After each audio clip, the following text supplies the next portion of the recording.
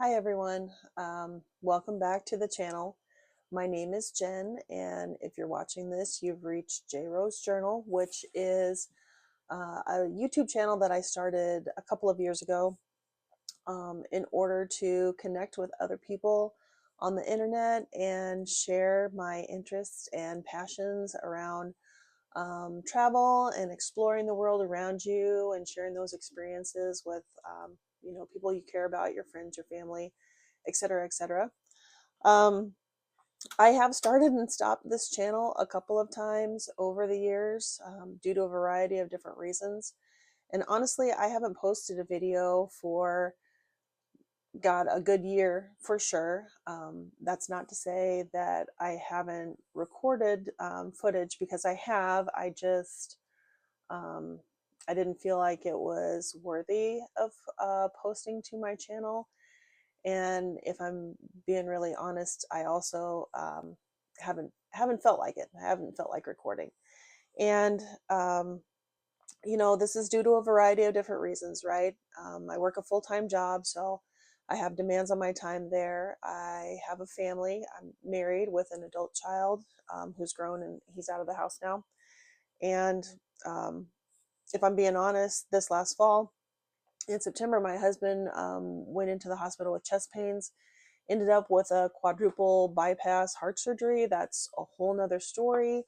So I'm not going to jump into that here. But needless to say, the subsequent recovery took a very long time, all of the fall, and then the holidays and the new year. And now here we are, 1 month into 2025. And I've had this nagging feeling in the back of my mind that I should get back on the horse with YouTube, but I just haven't. Um, and so thinking about the last few months, honestly, I was able to take some time off around the Christmas and New Year's holiday. I was able to take 2 weeks of paid time off, which is a fantastic perk from my employer. I know a lot of people aren't as fortunate to be able to have that kind of a benefit at the place that they work. And honestly, it was the best 2 weeks that I've spent in a very, very long time. I felt like I slept better. I just felt better in general. I could think more clearly. And I actually lost about 5 pounds, which was a wonderful, unexpected benefit. And I'm sure part of it was I was more active and able to get out and do things rather than being stuck behind a desk. And then also, I'm an emotional eater, so less stress means less of a need for me to feel like I needed to stuff my face. So that's a good thing. But anyway, all of that to say, it was a wonderful reset for me. And so when I went back to work after the first of the year, I felt very energized, ready to go. Like I was ready to tackle all kinds of new projects. And literally, it wasn't a full week in, and I started to feel the same kind of just tired, exhausted feeling that I had felt prior to taking that time off. And so, if somebody would have asked me 6 months ago, Jen, you seem really, really tired. Are you okay? I would have said, yeah, I'm just really busy. There's a lot of things going on. But now, after all this time has passed, and then the subsequent 2 weeks off, and then going back to work, like what I really think that I'm experiencing is burnout. And I feel like that gets thrown around a lot. I'm so burnt out. People say that in passing, but burnout's real. Burnout is a real thing. It's just a feeling of just overwhelming exhaustion. You don't have a lot of enthusiasm for the things that you once really loved to do. It's kind of almost like depression in a way. Uh, but I myself, I am in my mid 40s, right? And I am on the cusp of being both Gen X and a millennial. So if you know, so statistically speaking, about 60% of adults my age are experiencing burnout in some form or fashion. And a lot of us are caregivers to older adults in our family. We might be running a household, doing the cooking, the cleaning, paying all the bills, all of those things, plus running family members here and there, whether that's to a doctor's appointment or maybe it's basketball practice or whatever that might be. And on top of all that, working a full-time job. So you can see that there's a lot of opportunity for folks to feel that way. And I feel like I am in that same boat. And so, I'm thinking you're burnt out. How are you going to find a path forward, right? Because I can't quit my job. I need to be able to make money. Obviously, I'm not going to quit my family. And I'll have other commitments that I have to attend to. So how am I going to find a way forward where I'm carving out time for myself and making sure that I am doing all the things that need to get done? And I don't have easy answers. I don't think that there will be a lot of easy answers for me, but I think it's worth exploring. So I'm going to take a minute here and jot down a few ideas. I've got to run to the store, so maybe I'll take you guys along with me and talk about how I'm going to move forward. All right, so we're in the car and we're off.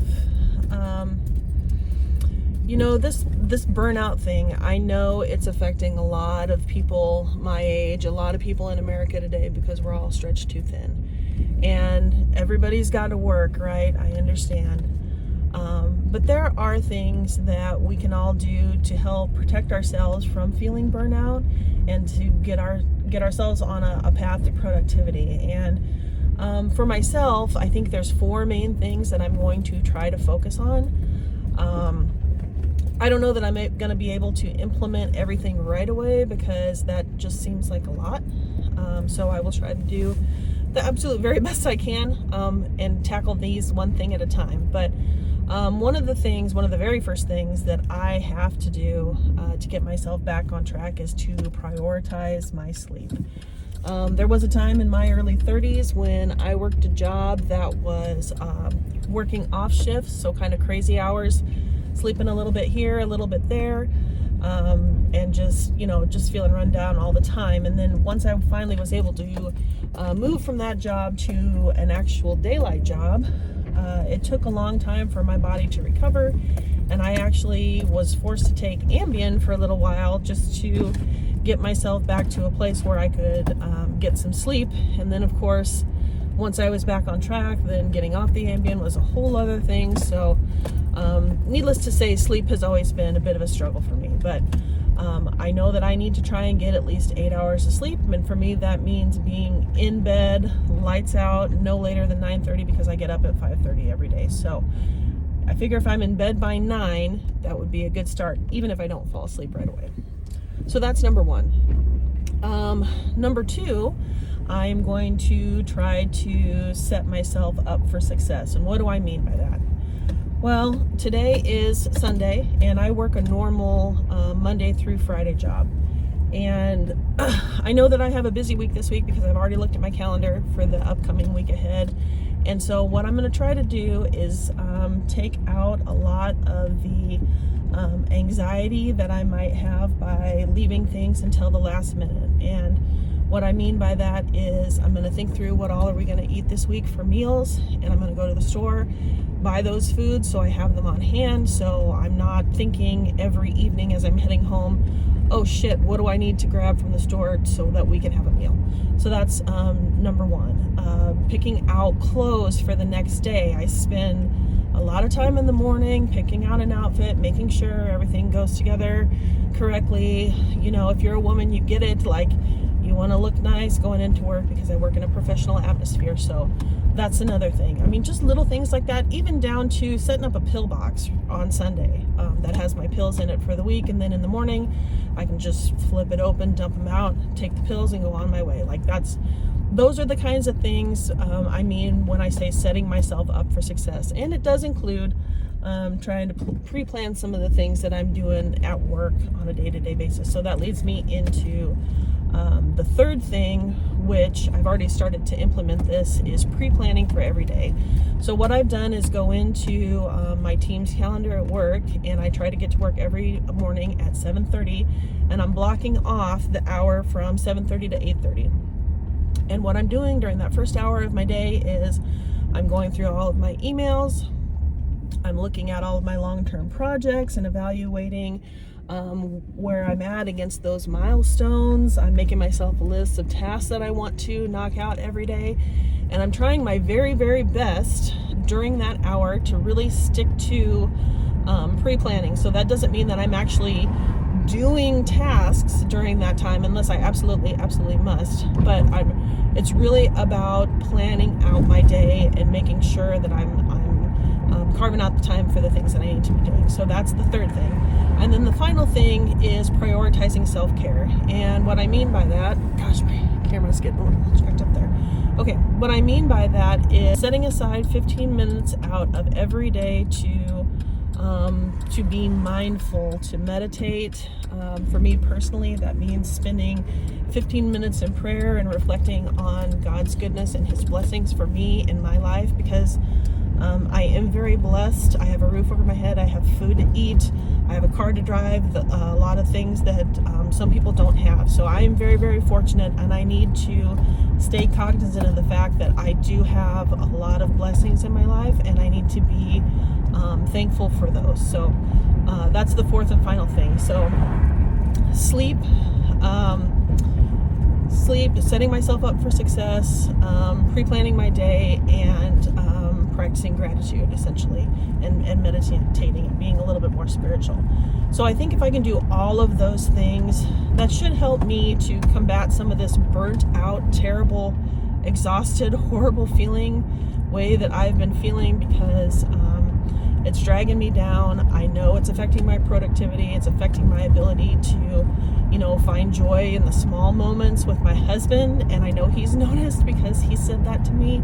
So I know it's time. I know it's time to make some changes and to, evaluate where I'm at and move forward. So that's what we're going to do. So if you want to go along with me in this journey to combat burnout, or if you just want to see how it turns out for me, please don't be afraid to subscribe, and we'll see you guys in the next video.